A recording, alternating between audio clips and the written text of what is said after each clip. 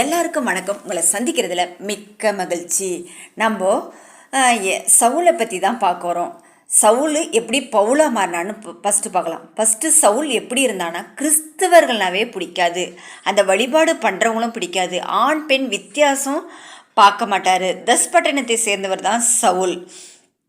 இவர் என்னன்னா கிறிஸ்தவ இனத்தவே அழிக்கணும் அப்படின்னு முயற்சி பண்ணவர் தான் இவர். அப்புறமா சவுல் என்ன செய்கிறார்னா, கோபம் கொண்டு தபஸ்குக்கு போனான். ஒரு நண்பகல் நேரம். அப்புறமா ஒரு சத்தம் வருது. அதுக்கப்புறமா சவுல் கீழே விழுந்துடுறாரு. கீழே விழுந்ததுக்கப்புறமா மறுபடியும் பிரகாசமான ஒளி வந்ததுக்கப்புறம் மறுபடியும் எந்திரிக்கிறாரு. எந்திரிச்சு பார்த்தா அவர் 2 கண்ணும் போயிடுது. அவர் 2 கண்ணும் போனதுக்கப்புறமா அவர் என்ன செய்கிறாருன்னா அது ஒரு இருட்டான அறையில் போய் உக்காந்துக்கிறாரு. சாப்பிடவே மாட்டேங்கிறாரு, அப்படி இருக்கிறாரு. அதுக்கப்புறமா இவர் நேர் தேர்வுக்கு போ அப்படின்னு சொல்லிட்டு அரண்யான்றவரை என்ன செய்கிறாருன்னா இயேசு கிறிஸ்து அனுப்பி வைக்கிறாரு. அனுப்பி வச்சு என்ன செய்கிறாருன்னா அவருக்கு கண்ணு நல்லா தெரியணும் அப்படின்றதுக்காக அரண்யாவை ப்ரேயர் பண்ண சொல்லி அவரே குணமாக்குறாரு. அவர் பார்வை அடைஞ்சதுக்கப்புறமா அவர் ஒரு புது மனிதனாக சவுல் மாறுறாரு. ஃபஸ்ட்டு சவுல் எப்படி இருக்கிறார்னா, ஜீசஸ்னாவே பிடிக்காது, அதை வழிபடுறவங்களும் பிடிக்காது, எல்லா கிறிஸ்டியனும் பார்த்து அவரை பயப்படுவாங்க.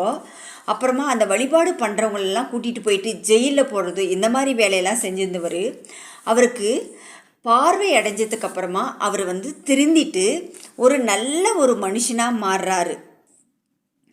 இப்போ அரண்யா அவரை தொட்டதும் அவர் சுகமாகிறாரு. சுகமானதுக்கு அப்புறமா அவர் தேவாலயம் கட்டுறது, அப்புறமா கடவுளுடைய நற்செய்தியை சொல்கிறது, அந்த மாதிரி ஒரு நல்ல மனுஷனாக சவுலுன்றவர் பவுலாக மாறுறாரு. அப்புறமா அவர் நினைக்கிறாரு, இதுக்கு முன்னாடி தான் நம்ம குருடாக இருந்திருக்கோம், இப்போ தான் கர்த்தர் யாருன்னு தெரிஞ்சுக்கணுங்க அப்படின்னு சொல்லிட்டு பவுல் நினைக்கிறாரு. இந்த அரண்யா போன்ற மனுஷங்களை நம்மக்கிட்ட அனுப்புனார் கடவுள் அப்படின்னு சொல்லிட்டு. அப்புறமா நிறைய தேவாலயங்கள்லாம் கட்டுறாரு. தேவாலயத்தை பார்த்தெல்லாம் அழுகுறாரு. பவுல் அதுக்கப்புறமா கிறிஸ்துவத்தை பற்றி நிறைய சொல்கிறாரு. நிறைய பேருக்கு இயேசு கிறிஸ்துவை பற்றியும் சொல்கிறாரு. இதை பார்த்து நிறைய பேரால் அவர் பகைக்கப்பட்டு ஜெயிலுக்கெல்லாம் போகிறாரு.